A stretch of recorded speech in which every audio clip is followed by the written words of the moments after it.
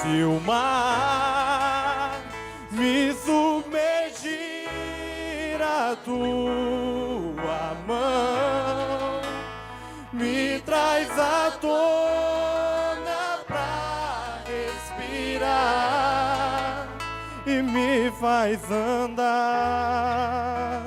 sobre as águas. Apocalipse capítulo 14.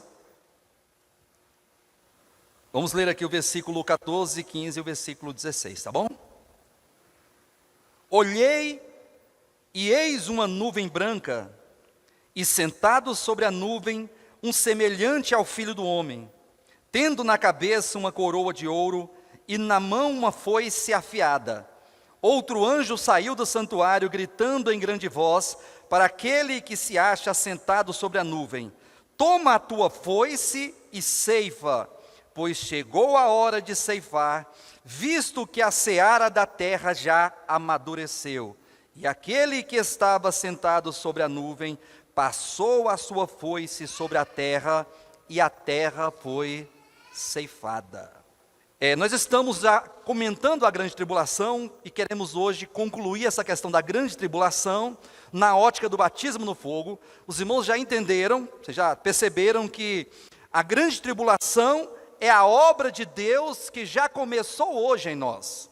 Entenda a grande tribulação como a obra de Deus, como um serviço que Deus executa para nos conduzir à glória.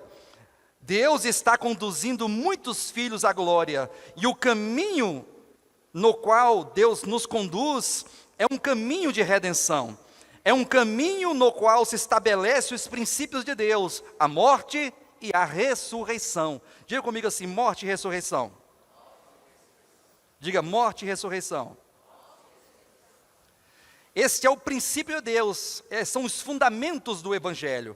Então o Evangelho ele consiste na morte e na ressurreição de Cristo. No entanto, a obra que foi aplicada naquele homem Jesus, a obra que Jesus, que Deus como homem experimentou no seu viver humano, é uma obra que está sendo hoje aplicada, comunicada a todos nós. Então Deus estabeleceu este caminho, Deus estabeleceu os seus princípios, que é o princípio do reino, que é o princípio da ressurreição, que é o princípio da morte e da ressurreição. Desse modo, quando nós falamos de grande tribulação, de certo modo, soa como negativo, soa como uma aflição que virá sobre o mundo inteiro, como diz o texto sagrado, para experimentar os que habitam sobre a terra.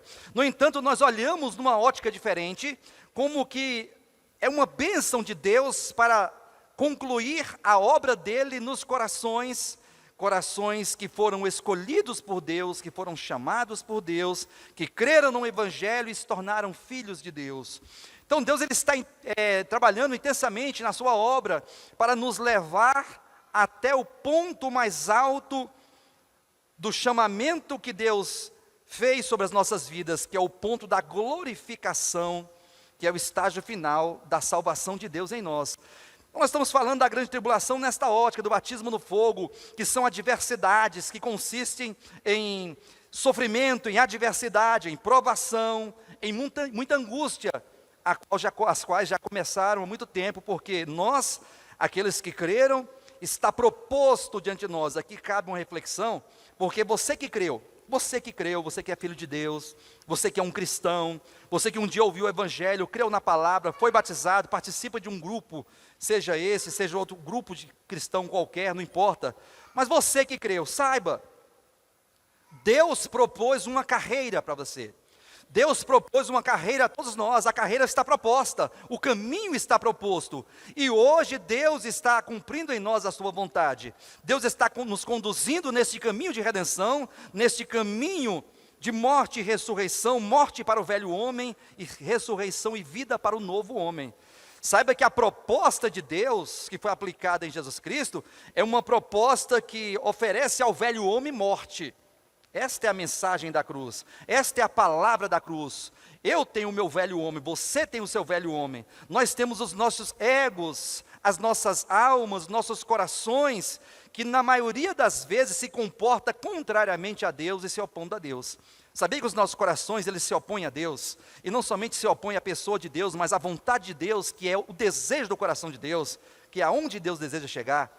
É por isso que esse caminho de redenção, este caminho de morte e ressurreição, é justamente por meio do qual que Deus vai nos conduzindo e nos fazendo experimentar o amadurecimento da vida cristã.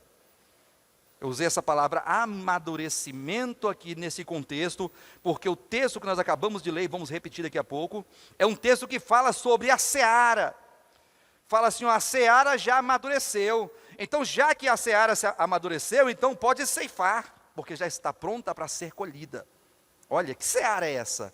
Que colhimento é esse? Que colheita é essa, digo? Que seara é essa? Que amadurecimento é esse? Ora, queridos, nós sabemos que esse texto aqui, esse lote do Apocalipse, do capítulo 14, é um capítulo que fala sobre o arrebatamento dos cristãos vencedores maduros. Quando fala cristão vencedor, é justamente aquele que amadureceu. E eu quero falar para vocês que aqui fala de um amadurecimento espiritual. Aqui fala de um coração moldado. Aqui fala de uma consciência que foi iluminada, de uma consciência que foi moldada pela palavra de Deus, cujo coração e sentimento, as emoções, as vontades, elas estão totalmente entregues, totalmente rendidas a Deus e à sua vontade. Este amadurecimento de que a Bíblia diz, é justamente o amadurecimento da nossa fé. Lembram-se de Abraão? Abraão, quando ele foi chamado como o protótipo de todos os chamados. Abraão foi chamado lá em Ur da Caldeia. Abraão tinha uma família idólatra. Os seus pais, os seus avós, eles eram escultores, eles esculpiam ídolos de madeira, de gesso, de papel, enfim. E eles eram idólatras. E a terra Ur da Caldeia é uma terra demoníaca. Caldeia quer dizer demoníaca. Então Abraão foi chamado de um mundo idólatra, demoníaco, que não ama a Deus, que não busca a Deus, não deseja por Deus. Aí Deus falou, Abraão, sai da tua terra, da tua parentela, da casa do teu pai, e vai para uma outra terra que te mostrarei, de ti farei uma grande nação. Aí ele fala que a tua descendência será como a areia da praia do mar, uma descendência terrenal, que fala sobre a nação de Israel, como a areia da praia do mar. Mas não somente como a areia da praia do mar, a tua descendência também será como as estrelas dos céus, é uma descendência celestial, que fala do povo do reino dos céus, fala de você, fala de mim, e fala de todos aqueles que creram. Então, Abraão, ele foi introduzido numa caminhada, e olha que no final da jornada de Abraão, ele foi chamado pai da fé. E ele passou por muitos deslizes, ele passou por muitas quedas, ele muitas vezes não obedeceu a Deus, ele duvidou da sua situação de chamado, ele teve que mentir no Egito, ele teve que sair de Canaã e descer para buscar alimento, não confiando em Deus, enfim. A trajetória de Abraão é marcada por altos e baixos, mais baixos do que altos, ao ponto de ele chegar até o cume do monte Moriá, e então, confiando em Deus, ofereceu o seu filho em obediência a Deus, sabendo que Deus era poderoso para ressuscitá-lo, se fosse o caso de ele ser sacrificado. Só que Deus não queria o sacrifício do filho, Deus queria que Abraão, em toda a sua caminhada de fé, ele ouvisse, entendesse, percebesse que o velho homem, que o seu velho eu, teria que ser tratado por Deus. E toda essa caminhada até o cume do Monte Moriá é uma jornada, é uma carreira proposta na qual Deus estaria trabalhando o coração de Abraão, até o ponto daquele homem outrora, incrédulo, fraco, cheio de dificuldades e fraquezas, ele se tornasse amigo de Deus e pai da fé, protótipo de todos aqueles que são chamados. Por isso que essa carreira que está proposta, eu queria que vocês olhassem para esse contexto apocalíptico, para o contexto da grande tribulação dessa segunda metade da última semana, ou seja, os últimos 3 anos e meio dos 7 que restam para que Cristo venha. Eu queria que vocês olhassem com bons olhos para isso. Até porque o Apocalipse ele tem que ser visto e entendido com bons olhos, com muita boa fé, com muita boa vontade, até porque o Apocalipse ele não foi escrito para colocar medo em ninguém. O Apocalipse não foi escrito para aterrorizar, para amedrontar, para ameaçar. Não. o Apocalipse foi entregue como um livro de esperança. Quem leu o Apocalipse, ou quem lesse o Apocalipse, devia fazê-lo com esperança, olhando para o final do Apocalipse e dizendo assim: Deus vai cumprir com toda a sua vontade. A despeito das fraquezas, a despeito dos altos e baixos, a despeito do sofrimento, das dificuldades, das aflições do mundo que a vida nos traz, a despeito de tudo isso, de toda perseguição e sofrimento que nós possamos passar, nós chegaremos lá, porque Deus determinou na sua soberania e na sua infinita sabedoria. Então, olhando para o Apocalipse, devemos olhar com este olhar, um olhar de esperança, sabendo que pouco tempo resta para que tudo isso se cumpra em nossas vidas. E quando nós falamos de amadurecimento, esse amadurecimento da consciência, ter uma consciência totalmente consciente, né? A nossa consciência, o nosso coração consciente de Deus, da sua vontade. Somente o abrir da consciência, somente o iluminar da nossa consciência pela luz divina, pela palavra de Deus, é que vai fazer com que os frutos de justiça, as boas obras, elas surjam cada vez mais. Eu falo assim para os irmãos pelo seguinte: nós precisamos, de uma vez por todas, convido vocês a atentarem para o que eu vou dizer agora. Nós precisamos de uma vez por todas discernir o que está acontecendo conosco. Não há mais tempo de ficarmos envolvidos com qualquer coisa ou com alguma coisinha, não. Precisamos entender o todo, precisamos identificar as pequenas partes e precisamos entender aonde Deus quer nos levar e aonde estamos e o que precisamos fazer. Quando nós falamos de iluminação de Deus em nós, da luz que brilha, ora, que luz é essa?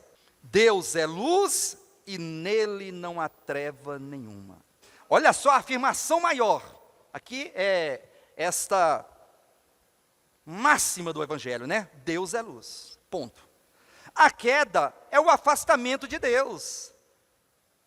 Queda é apartar-se de Deus. É desprezar a Deus, é não amar a Deus, é se desviar de Deus, é errar errar o alvo. Os irmãos estão entendendo isso aqui? Se Deus é luz, e agora eu me afasto de Deus, eu me afasto da luz. E uma vez distante da luz, eu estou em trevas.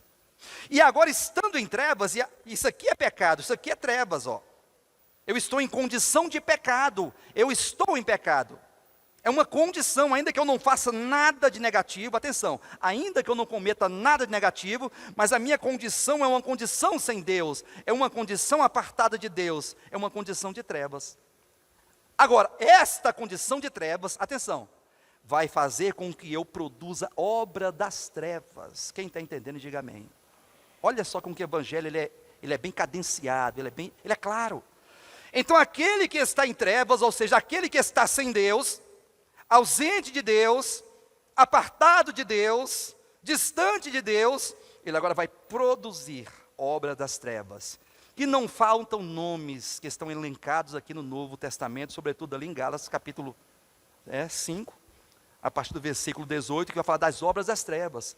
Então, quando você vê um irmão, atenção, quando você vê um irmão pecando, é porque ele está em trevas. Quando você vê uma irmã com uma roupa curta, chamando a atenção com sensualidade, o problema está no coração dela que está sem Deus. Eu gostaria que vocês entendessem isso aqui, uma vez por todas. Porque o coração sem Deus, e esta consciência embaçada, fumaçada, totalmente contraditória de Deus e das coisas de Deus, está levando aquela irmã a produzir aquele fruto que são obras das trevas. Ela está se expondo, ela está chamando a atenção, ela está levando pessoas a pecarem, está pecando e levando pessoas a pecarem.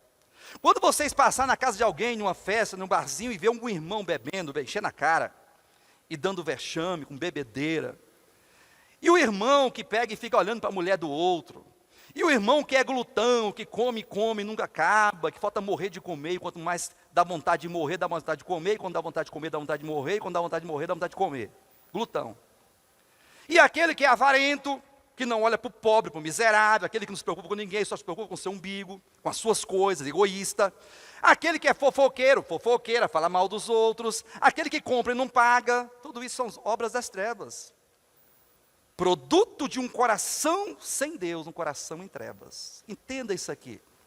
Então nós, como cristãos, nós que conhecemos, pelo menos boa parte da verdade do Evangelho, pela misericórdia de Deus, nos chegou essa luz, nós não podemos mais ficarmos olhando para as coisas, para os lugares, para as comidas, para as bebidas, para as roupas, para as músicas, para os ambientes, porque então você começou a estabelecer um tipo de procedimento religioso que não vai melhorar nem a tua vida, nem a vida do outro que você está olhando. Porque você está apontando para a roupa, para a bebida, para a comida, para o que ele ouve, para o que ele fala, onde ele anda, como ele olha, como ele se comporta, e se esqueceu que o remédio dele é Deus. Deus é luz, ele precisa de Deus. Ele precisa de uma religião. Ele não precisa de uma religião, de uma regrinha que pode fazer isso, não pode fazer aquilo. Definitivamente, em nome de Jesus, entenda isso aqui. Porque aquele que se preocupa com o outro, ele está pior do que o outro. Porque ele entra naquele contexto que Jesus disse lá do Evangelho, está observando um cisco no olho do teu irmão e está esquecendo um pedaço de madeira desse tamanho que está na frente da tua cara. Limpa primeiro o interior do copo, olha para dentro do teu coração, para depois você olhar e ajudar o irmão, não é acusar, não é apontar. Não é dizer que A, B ou C está em pecado. Para de falar que os outros estão em pecado e começa a olhar para o teu coração e começa a se converter a Deus e vai orar por aquele, para que Deus faça a obra tanto na tua vida como na vida daquele. Nós precisamos de Deus, o nosso coração precisa de Jesus, nós precisamos de luz, nós precisamos de vida e vida abundante. E é isso que Deus quer oferecer para nós. Deus não veio oferecer uma religião. Jesus falou, eu vim para que tenham vida e a tenham em abundância. Deus é vida, o homem se afastou de Deus, ele ficou em morte. Deus é luz, o homem se afastou de Deus, ele está em trevas. E o resultado é produzir obras de morte e obras de trevas, ainda que em nome de Deus. Fala mal do outro em nome de Deus. Condena o outro em nome de Deus. Mede o outro, acusa o outro em nome de Deus, em nome de uma santidade que nunca foi santidade. Isso é hipocrisia e é religiosidade. Aquele que está em luz, ele ama o outro, ele ama o irmão. Ah, eu estou na luz, aquele está nas trevas, está pecando. Então ama, porque o primeiro fruto da luz é amor. Se você está em Deus, então você tem que amar e não acusar. Por isso que nós falamos de amadurecimento. Aqui é uma questão do coração, da alma, da consciência, do ser, das emoções, está lá dentro de nós, queridos. Foi desenvolvida uma consciência ao longo da história, uma consciência apartada de Deus. Isso que é pecado, isso que são trevas, e isso que é a grande Babilônia. São mentes e corações apartados de Deus, com uma mentalidade que não é a mentalidade de Deus, com um pensamento que não é o pensamento de Deus, com um tipo de procedimento que Deus não está nisso. Deus não está nesse procedimento dos crentes, religioso, cheio de hipocrisia. Deus é perdoador, Deus é amoroso, Deus salva, Deus perdoa, Deus levanta, Deus fortalece. Jesus declarou para aquela mulher adúltera, sendo pega, né, ali, no flagrante ato do adultério, e disse, filha, nem eu te condeno, vai e não peques mais. Ou seja, ele ofereceu para ela uma nova vida, um novo começo, mas não ofereceu para ela uma lei. Porque no contexto ele fala assim, eu sou a luz do mundo, quem crê em mim não andarás em trevas. A mulher estava em trevas? Estava. E os fariseus hipócritas que estavam acusando aquela mulher também estavam em trevas, todo mundo em trevas.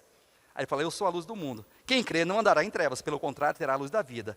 Creia em mim, ande na luz, e o produto da luz, o fruto da luz consiste em toda bondade, justiça, mansidão, misericórdia, santidade, amor, domínio próprio, fidelidade, e todas essas coisas que estão em Deus e pertencem à natureza divina.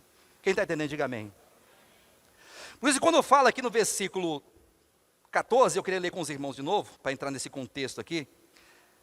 Apocalipse capítulo 14, versículo 14, estamos no finalzinho da grande tribulação. Eu disse que o capítulo 14, no início da minha fala, eu falei que o capítulo 14, ele fala do arrebatamento dos cristãos vencedores, maduros, que foram trabalhados, arrebatados. Está aqui no versículo 1 do capítulo 14. Acompanhe, por favor, aqui, ou em sua Bíblia. Olhei e eis o Cordeiro em pé sobre o monte Sião, e com ele os 144.000, tendo na fronte escrito o livro, tendo na fronte escrito o seu nome e o nome do seu pai. Olha só. Ouvi uma voz do céu como voz de muitas águas, como voz de grande trovão, também a voz que ouvi era como de arpistas quando tangem as suas harpas. Entoavam novo cântico entoavam um novo cântico diante do trono, diante dos 4 seres viventes e dos anciãos. E ninguém podia aprender o cântico, senão os 144 mil que foram comprados da terra. Aqui basta, porque eu não quero falar dos arrebatados, nem do arrebatamento. Quer dizer que o capítulo 14 fala, foram arrebatados. Amém? Aqueles que venceram foram arrebatados. Os maduros foram arrebatados.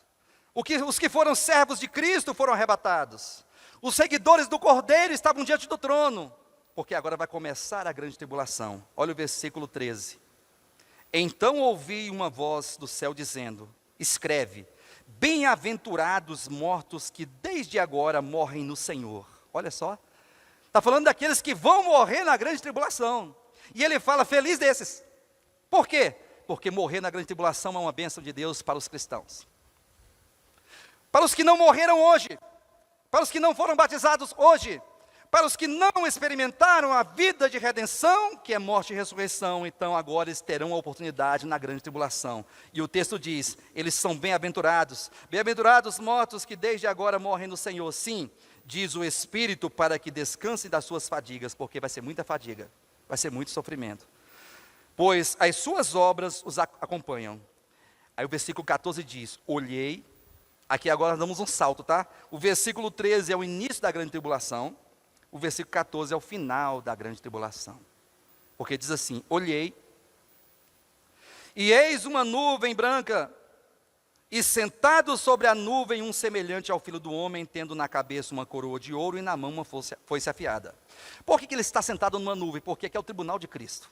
Os irmãos que participaram do estudo de escatologia entenderam que no final da grande tribulação se estabelece o tribunal de Cristo, para serem julgados todos os cristãos.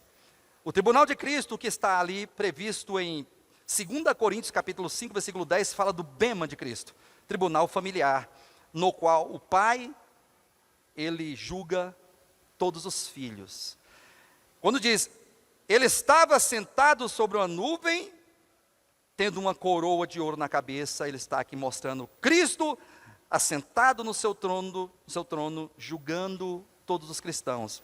E agora o texto diz no versículo 15, outro anjo saiu do santuário gritando em grande voz para aquele que se acha assentado sobre a nuvem, toma a tua foice e ceifa, pois chegou a hora de ceifar, visto que a seara da terra já amadureceu.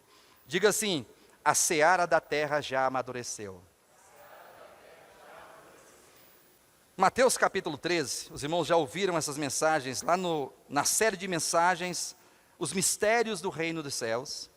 E nós falamos com muita propriedade, de maneira bem minuciosa, sobre este capítulo 13, capítulo que tem como conteúdo 7 parábolas, que falam do reino dos céus. Parábola que nos ensina o que é o reino dos céus, qual é a função do reino dos céus na terra.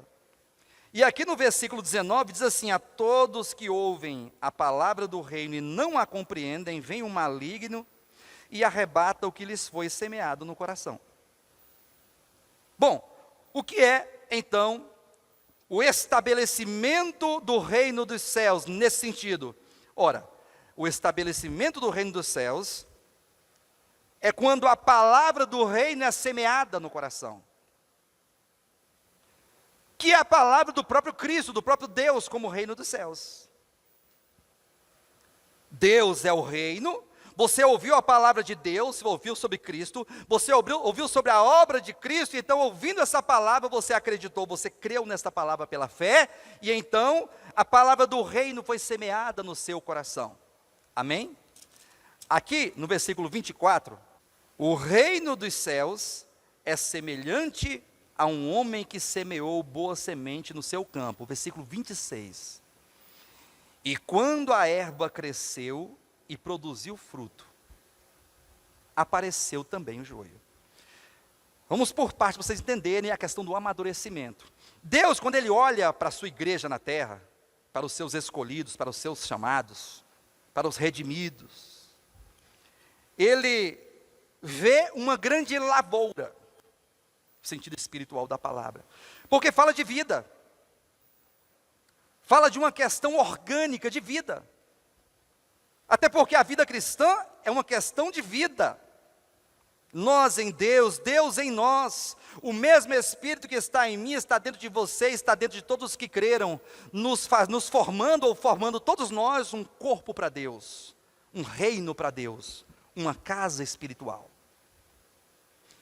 Agora, sendo nós feitos sementes, diz o texto que nós fomos semeados no mundo. Quando você creu na palavra de Deus, você recebeu a palavra do reino. E esta palavra do reino que é vida, que é o próprio Deus vindo habitar o teu interior, o teu espírito, tornou você uma semente. Quantos estão entendendo? Diga amém. Você foi feito semente. Você foi feito um pé de trigo. O grão de trigo que é Cristo gerou muitos grãos que somos nós. Todos os filhos de Deus, todos os que creram. E agora esses muitos grãos formam uma grande lavoura de Deus. E foi semeada onde? No mundo. Olha só a explicação desse versículo, acabei de ler aqui agora no versículo 37. Ele respondeu: o que semeia a boa semente é o Filho do homem. O campo é o mundo. A boa semente que ele semeou no mundo são os filhos do reino. Amém?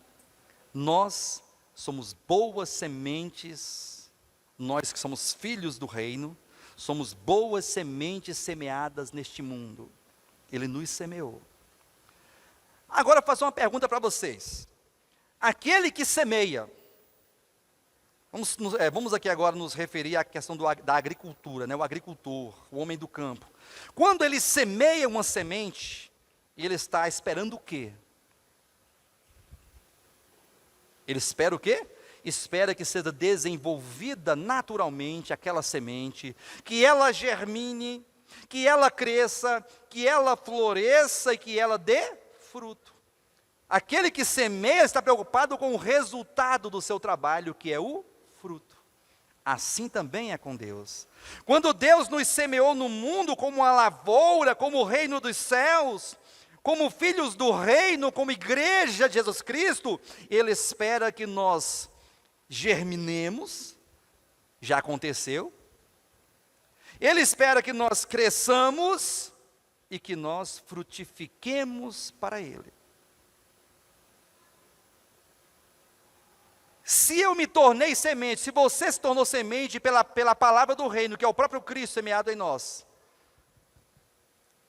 então a essência dessa semente, a essência da vida cristã consiste em Deus habitando no nosso interior, sim? O que é o fruto? O que é o fruto dessa semente ou destas sementes? O que é o fruto dessa lavoura de Deus? O próprio Deus.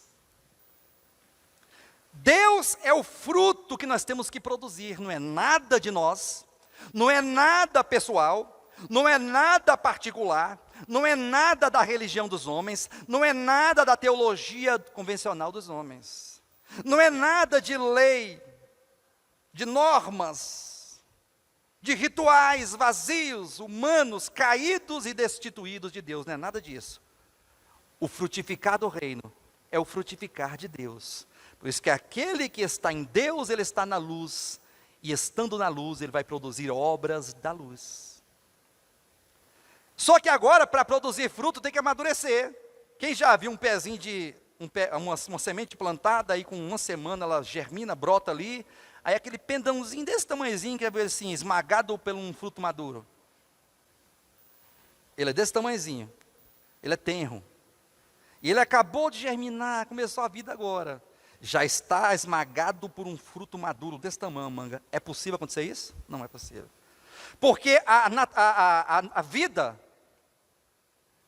e o procedimento natural e o desenvolvimento natural da vida consiste num crescimento natural e um amadurecimento, para que este crescimento e este amadurecimento produzam os respectivos frutos no futuro. Olha por que Deus precisa que nós, Deus deseja e precisa que nós amadurecemos. para que nós possamos começar a frutificar Deus, queridos. Logo, logo esses céus vão se abrir e o reino será manifestado pessoalmente por meio de Cristo e os cristãos vencedores. Só que antes desse reino se manifestar para o mundo de maneira pessoal, corpórea e presencial, é necessário que este reino se manifeste hoje por meio de nós que somos reino. Deus deseja que você seja luz, aonde quer que você esteja. Deus deseja que você seja o sal da terra, luz do mundo, que você ame, que você seja cheio de bondade, misericórdia, pronto a perdoar, pronto a receber, pronto a acolher, pronto a dar a sua vida pela vida do outro, porque este é o princípio do Espírito de Cristo. Sempre nós queremos que o outro morra, né? Que morra. Sim ou não? Problema dele, cada um com seus problemas, cada um no seu quadrado. Não. O princípio de Deus é: Deus deu o seu Filho para morrer por nós, pecadores e inimigos de Deus. O princípio de Deus é sempre se doar, perder, pelo outro, pela causa maior, pela verdade de Deus. Mas para que isso aconteça, é necessário que o nosso coração e a nossa consciência amadureça, porque se não tivermos maduros, não vamos produzir estes respectivos frutos dos quais estamos falando. Porque você não vai ter coragem nem condições de perdoar se a tua consciência, o teu coração, a tua alma não estiver predisposta, preparada para perdoar. Você nunca vai amar se o teu coração não estiver preparado e transformado a ponto de abrir mão, pedir perdão, a ponto de perdoar, a ponto de perder, abrir mão do seu ego, da sua vontade, em prol do outro. Em prol do outro. Porque um coração em trevas, ele não enxerga, uma consciência embaçada pelas trevas do mundo e do pecado, não consegue entender a verdade, o que é a verdade de Deus, o que Deus deseja, quais são os princípios de Deus, ainda que sabendo teologicamente, por meio de uma verdade explicada, objetiva. Mesmo assim, no momento exato do problema, da tribulação, da adversidade, você vai pular do fogo, você sai fora. Você não quer perder, você não quer morrer, você não quer negar a si mesmo. Por isso que é necessário esse processo de amadurecimento. Queridos, o batismo no fogo, ele consiste num processo de quebrantamento do coração. O teu coração é duro. O teu coração é mais ou menos duro. O teu coração é frágil. No sentido de ouvir, entender e abrir mão. No sentido de ouvir Deus, entender Deus e se entregar a Deus. Porque tem cristão do coração duro, tem cristão que tem que ser muita burdoada, tem que ser muito fogo, tem que ser muita tribulação, muito sofrimento para que ele entenda, para que ele se quebrante. Já outros, né, são mais quebrantados, são mais sensíveis a Deus e às coisas de Deus. Pouco sofrimento é necessário. Por isso que vai se intensificando o sofrimento de hoje, o sofrimento que se intensifica no princípio das dores e o sofrimento da grande tribulação. Para que os corações reconheçam. Diga assim, reconhecimento de coração. Você já tem reconhecido? Reconhecer é se curvar, é se dobrar, é desistir de si mesmo. Aí não tem exemplo maior do que Jó, né? Quem conhece aqui a história de Jó? Jó é um homem, né? Um homem abençoado, é um servo de Deus. Jó é um servo de Deus, amém?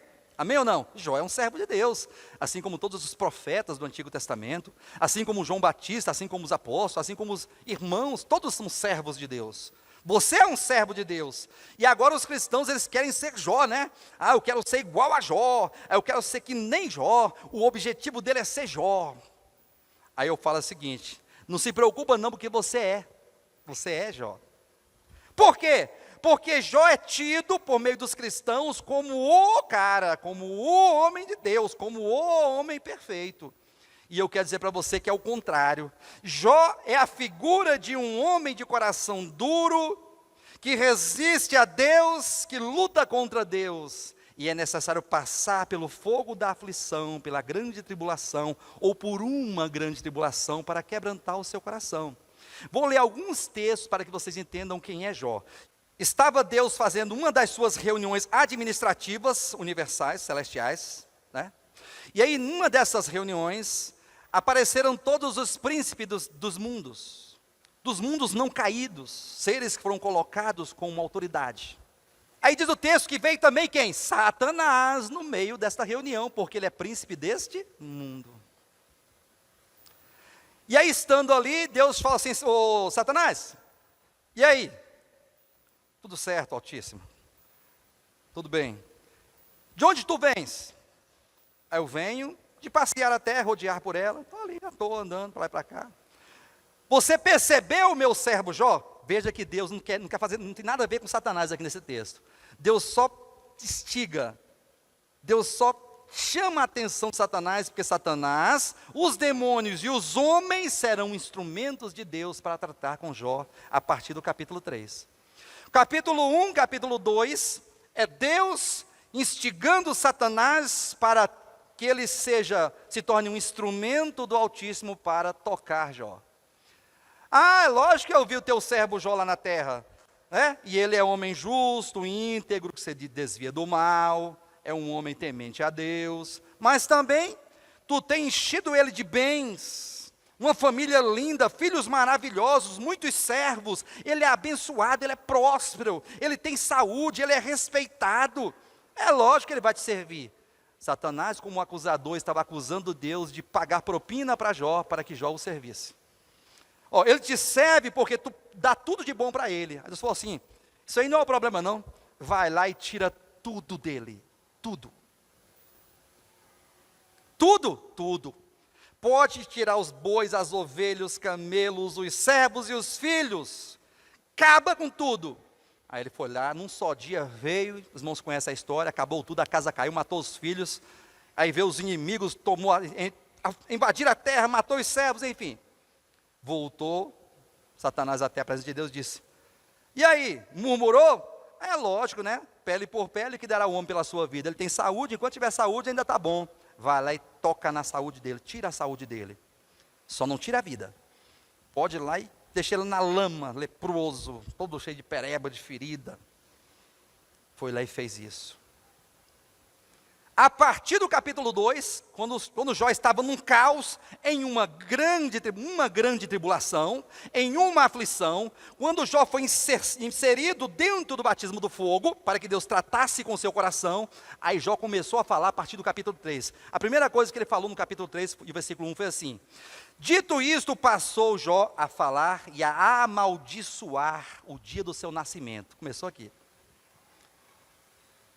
Capítulo 3, vocês já tinham visto esse versículo aqui? Os cristãos não viram não, né? Porque eles querem ser igual a Jó. Ele falou assim, maldito seja o dia do meu nascimento, maldito. Está aqui. E aí começou, versículo 20 do capítulo 7. Se pequei, que mal fiz contra ti?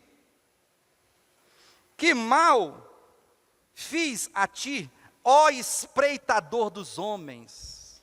Jó, aquele que os cristãos querem ser igualzinho a ele, está chamando Deus de espreitador dos homens. Sabe o que é um espreitador? É aquele que é predador, que fica espreitando a sua presa, buscando uma maneira de abater. Deus é um predador que quer abater o homem, fica espreitando, se escondendo, armando cilada contra o homem. Deus é espreitador dos homens, na ótica de Jó. Aí Jó diz que não há justiça da parte de Deus, está lá no capítulo 19, versículo 7.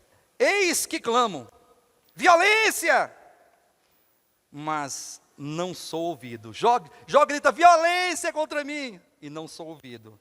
Grito socorro, porém não há justiça. Jó está dizendo que não há justiça a respeito dele. Ele está sofrendo, dizendo, Senhor, socorro, violência, meu Deus. E Deus não fala nada porque Deus é injusto, não há justiça. Ponto. Jó está revoltado, capítulo 23. Respondeu, porém, Jó, ainda hoje a minha queixa é de um revoltado. Eu estou revoltado. E aí segue o versículo. Apesar da minha mão reprimir o meu gemido. Versículo 3, Jó dizendo, se eu soubesse onde o poderia achar, então me achegaria ao seu tribunal, falando de Deus. Ah, se eu soubesse onde Deus habita, eu queria saber onde Ele está, que eu queria chegar e estabelecer um tribunal entre mim e Ele, eu ia perguntar e Ele ia ter que me responder. Afinal de contas, eu sou bom, eu sou justo, mas Deus não está sendo tão justo assim, porque se Ele fosse justo, Ele não deixaria um homem justo sofrer como eu estou sofrendo.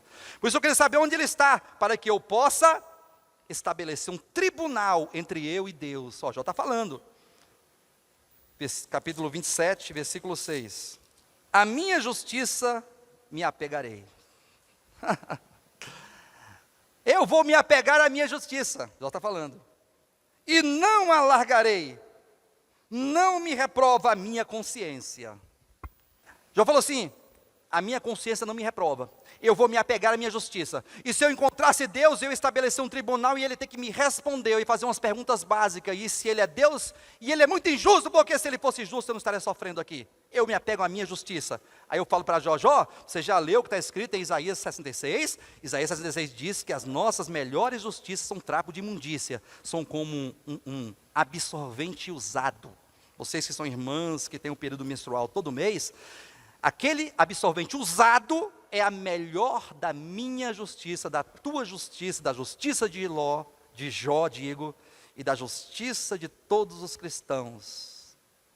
O que você pode fazer de melhor para Deus é como um absorvente usado, porque aquele sangue ali, aquele refúgio é sangue morto, porque aquele sangue está dizendo assim, era para ter vindo uma vida, é para nascer uma criança, não veio, então refugou, é um sangue morto. Tudo que o ser humano produz de si próprio sem Deus é morte e trevas. Do capítulo 3 até o capítulo 37, Jó falou, murmurou, reclamou, acusou Deus, blasfemou. E agora o capítulo 38, versículo 1, diz assim, ó. Depois disso o Senhor, do meio de um redemoinho, respondeu a Jó. Quem é este que escurece os meus desígnios, os meus planos, os meus princípios, a minha maneira de trabalhar? Quem é esse que tenta obscurecer os meus desígnios? Com palavras sem conhecimento? Jó, cinge-te pelos lombos como homem, pois eu te perguntarei e tu me farás saber. Ó, Jó falou assim, agora eu vou falar, viu Jó? Porque até agora você falou como se fosse Deus. Agora cinge-te como homem, se coloca no lugar de homem, porque eu vou falar contigo agora. Cala a tua boca e só ouça, porque agora eu vou falar. E tu vai me fazer saber o que eu vou te perguntar. Aí eu não vou ler o texto todo, mas o capítulo 38 fala da criação do universo. Onde tu estavas, Jó? Quando eu lançava os fundamentos da terra. Quando eu criava. E não somente uma terra de qualquer maneira, como um caos, como muitos acreditam, né? Cria um caos, não. Uma terra bela, perfeita, com todos os seus fundamentos, as suas bases. Eu passei o cordel, o prumo. Eu lancei os fundamentos, a inclinação certinha, com todo o seu movimento de rotação, de translação, para que haja as estações, tudo perfeita, em harmonia. Quando eu disse para o mar assim, mar, você só vem até aqui, ó, viu? Aqui quebra o orgulho das tuas ondas. Quando eu ordenei para o mar, vir só até aqui na praia e voltar para trás. Onde tu estavas, Jó? Aí Jó foi diminuindo, falou assim, não estava, não existia. Porque se ele tivesse a revelação do Novo Testamento, ele responderia para Deus assim, eu estava no teu coração, ó Altíssimo. Mas ele não sabia, então ele disse, não sabia, não sei, não estava. De repente ele chegou no versículo 1 do capítulo 40 e disse mais o Senhor a Jó, né? Acaso quem usa de censuras contenderá com o Todo-Poderoso? Você vai contender comigo, Jó? Depois de tudo isso? Quem assim argue a Deus? Que responda. Versículo 3. Então Jó respondeu ao Senhor e disse, sou indigno. Senhor, sou indigno, Senhor. Olha o jeito de Jó. Sou indigno. Não sou nada. Opa, peraí. Tu não é nada positivamente, Jó, porque tu é muita coisa negativamente. A partir do versículo 1 do capítulo 41, Deus passa a mostrar para Jó quem Jó era. Aí ele fala de um animal, de um monstro marinho, que aqui dá um nome no português de crocodilo, mas lá no original é behemonte, um leviatã, que tem características próprias de um dinossauro. Aí ele fala, tá vendo isso aqui, ó? Isso aqui é um bicho grande, cheio de orgulho e de altivez, que passa, arrasta árvores e fica um suco atrás dele. E que ele olha de cima e despreza tudo que é baixo. Isso aqui é você, Jó. Isso aqui é todo homem caído. Ele é altivo diante de Deus. Ele não reconhece, ele não se curva, ele não teme a Deus. Ele não se humilha, ele sempre quer estar acima de todos. E sempre quer estar acima até mesmo de Deus. Ele é cheio de justiça própria. Ele é cheio de vontade e de justiça própria, porque assim é o homem natural. Assim sou eu, assim é você. É por isso que Jó passou pelo batismo de fogo, para que ele pudesse se humilhar, se despojar de si mesmo e reconhecer que ele não é nada e que Deus é tudo. Que ele é pó e que Deus é criador, que ele é como uma erva que nasce de manhã e murcha à tarde. Aí o capítulo 42, o último capítulo, versículo 1 diz assim: então respondeu Jó ao Senhor. Primeiro ele falou assim, eu não sou nada. Aí Deus falou assim, tu não é nada positivamente, porque negativamente tu é muita coisa. Aí mostrou um dinossauro para ele, falou, tu é isso aqui, ó. Você é um dinossauro orgulhoso, cheio de prepotência, de arrogância, se gaba de grandes coisas. Depois de tudo isso, respondeu Jó ao Senhor, bem sei que tudo podes, e nenhum dos teus planos pode ser frustrado. Quem é esse, ou digo, quem é aquele, como disseste, que sem conhecimento encobre o conselho? Na verdade falei do que não entendia, de coisas maravilhosas demais para mim, coisas que eu não conhecia. Escuta-me, pois, havias dito, e eu falarei. E eu te perguntarei, e tu me ensinarás? Eu te conhecia só de ouvir, mas agora os meus olhos te veem. Por isso me abomino e me arrependo no pó e na cinza. Aquele Jó que era justo aos seus próprios olhos, melhor do que Deus, mais justo do que Deus, passou a ser um leviatã, um homem cheio de arrogância. Depois no final ele disse, eu não sou nada. Aí depois ele falou assim, agora eu sou um abominável. De justo ele passou a abominável. Você já se vê abominável? Ou você se vê justo? Ou você se vê bom? Ou você se vê melhor do que Deus, a ponto de questionar os caminhos de Deus? Porque a fé ela tem estágios. Os estágios da fé começa justo. Quando nós nos convertemos, nós éramos, justos, melhores do que os outros. Tem uns que ainda são, melhores do que os outros, que julga os outros, que mede os outros, que condena os outros. Aí ele passa por um processo de amadurecimento, ele chega num estágio mediano da vida cristã, que ele fala, sou indigno. Sou indigno, sou um pecador. E depois de ser pecador indigno, ele passa a ser abominável. Eu sou abominável. Então, uma pessoa abominável só tem um caminho para ele: cruz, morte e sepultamento.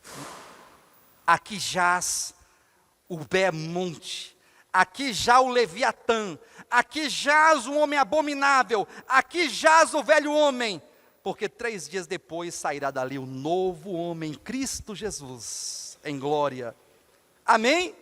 Então nós passamos por esses estágios, o estágio de justo, de indigno e de abominável. Deus quer nos levar a uma condição de entender, eu não sou nada, eu sou abominável, eu de nada posso fazer para agradar a Deus. Portanto, Senhor, faça na minha vida tudo o que tu desejas fazer. Isso é o batismo no fogo.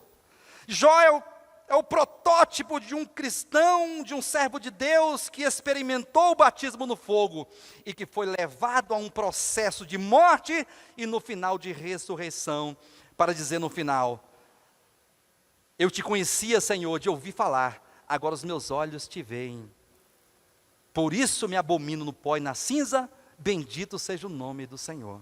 Isso é o batismo no fogo. É por isso que Deus está nos conduzindo nesse caminho de glória. Porque a glória para Deus é perder. A glória para Deus é nos despojar, é nos esvaziar, é nos humilhar, é desistir de nós mesmos. Quando você tiver desistido de você mesmo, aí o batismo no fogo está concluído.